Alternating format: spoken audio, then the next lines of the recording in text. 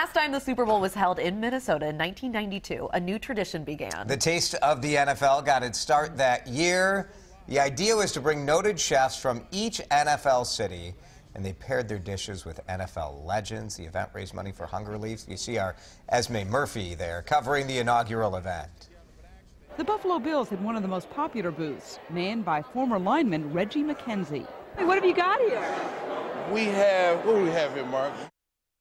Isn't that funny? The Saturday before this year's Super Bowl, there's going to be a taste of the NFL's Founders Breakfast to celebrate what Wayne Kostroski started 26 years ago. Wayne, great to have you with us here on Mid-Morning. Just a teenager when I started. It was great. It's good to see that still You and Esme both. Yeah. We both were there, yeah. So Esme has told me that back when your event started, here in the newsroom, when they were talking about, like, all right, what are people going to cover?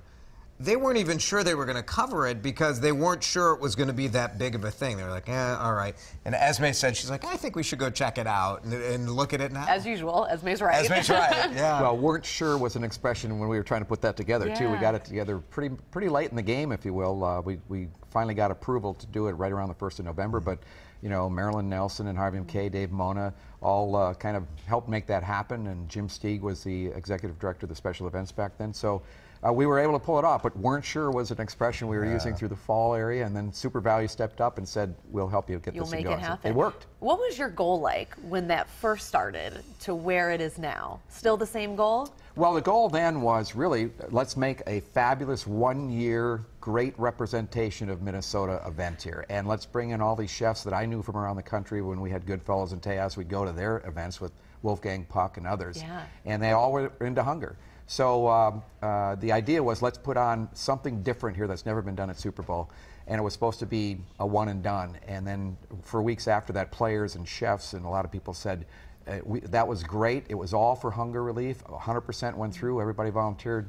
You're going to L.A., right? And I go, well, yeah. I guess we are. Sure. So we kept going. And here it is now. Over the years, you've raised how much money? Well, the dollars we've distributed over $25 million through the brand. Amazing. But more importantly, it's created over 200 million new meals. So we look at it as how many meals can we create for the food banks. And the food banks in all 32 cities and the Hall of Fame, Akron, Ohio, get part of the representation and the distribution every year. I know the food scene here is so different even in the last 5 years, but what was it like 26 years ago to now?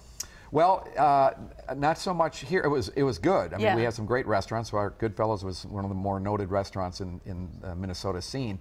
But back then, this is a little different to look back at. Bobby Flay, Tom Colicchio, Rick Bayless, Nancy Silverton, Susan Spicer, all these people were up-and-coming chefs. Now Food Network stars. And now they're a lot different. Yeah. And Bobby's been on my board off and on for a while, and they all help out. But back then, the food scene was, you know, that was just starting to get going, and we were very fortunate to have them all participate. This year, you've added something at a price point that I think a lot of our viewers are going to be interested in. It's called the Founders Breakfast. Tell us about that. Well, $75 was the price of the very first year that we did the event, and it's gone up since then, but $75 is the price of the Founders Breakfast. And we thought, let's look back at 92.